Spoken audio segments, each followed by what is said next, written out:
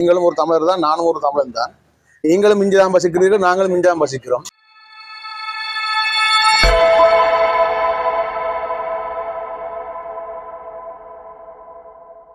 என்னுடைய கேள்வி வந்து இப்போ ஆரம்பத்தில் வந்து பாராளுமன்ற தேர்தலுக்கு முதல் வந்து எல்லா ஊடகவியலாளரையும் எல்லா யூடியூப் எல்லாரையும் ஊடகத்தையும் வந்து வைத்திய அதிகாரி அர்ஜுன் அவர்கள் வந்து எல்லாரையும் நாங்கள் தனக்குள்ளே வச்சுக்கொண்டு இந்த தேர்தலில் முகம் கொடுத்துருந்தாங்க. அதில் வெற்றியும் பெற்றிருந்தாங்க.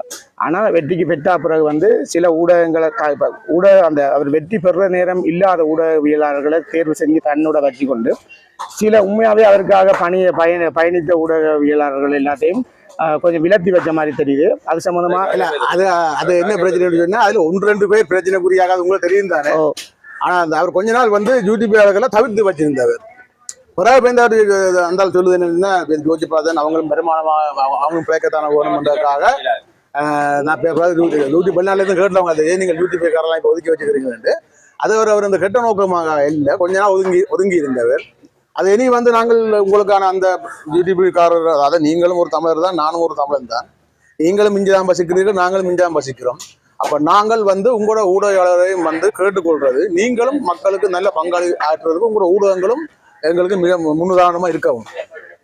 நல்லதுக்காக எங்களுக்காண்டி கெட்டதுக்காண்டி உங்களை நான் வாங்கன்னு கேட்கல. நல்லது யார் செய்கிறார்களோ அவர்களுடைய இதை நீங்கள் மக்களுக்கு கொண்டு சென்றடைய வைக்க வேண்டிய பொறுப்பு ஊடகங்களுக்கு உங்களுக்கு இருக்கு. தனிப்பட்ட முறையில் அவரை பிடிக்குமென்றதால இந்த கேள்வி எழுப்பினார். என்ன பொறுத்த மாட்டேங்கி இப்போ இந்த இவ்வாறான அணுகுமுறைகள் வந்து உங்களோட உள்ளூராட்சி தேர்தல் வடக்குமான தேர்தலில் வந்து பாதிப்பு உண்டாகும். அதுதான் ஊடகங்களை வந்து நம்ம என்றைக்குமே கைக்க வச்சிருக்கணும் தான் என்னுடைய கருத்து. இல்லை அதை பற்றி நீங்கள் ஐயங்கொள்ள தேவையில்லை. நான் இனிமேல் உங்களை மாதிரி ஊடகங்களை நான் தேர்ந்தெடுத்து வச்சுக்கிறேன். யார் எப்படிப்பட்ட நான் வச்சிருக்கிறேன்.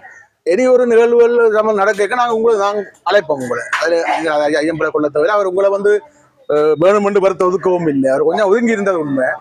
அப்புறம் பேருந்து சில பேர் ஃபோன் பண்ணி கதைச்சி கூப்பிட்டு அப்படி வந்த இடத்துல தான் இப்போ நீங்கள் சொல்கிறாக்கள். இப்போ மயு ராஜு இப்படிப்பட்ட ஆக்கள் எல்லாம் வந்து வர்றதை நான் பார்த்தேன்.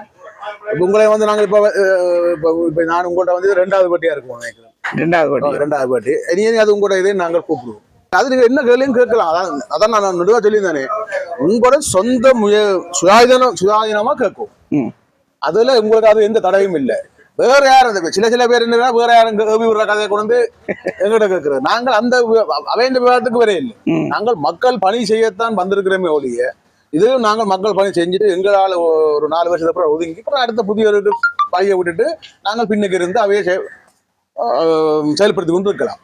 அதை விட்டுட்டு சும்மா இருந்து நாங்கள் கடைசி வரை இதெல்லாம் இருக்கணும், நாங்கள்லாம் இதுல பிரபலியமாக இருக்கணும்லாம் பார்க்கணும். சகலருக்கும் பேப்பு கொடுப்போம். எவருக்கு நல்ல எண்ணம், அதாவது மக்களுக்கு நல்லது செய்யணும் கொள்ளணும் என்ற ஆர்வம், பெண்களா இருந்தாலும் சரி ஆண்களா இருந்தாலும் சரி.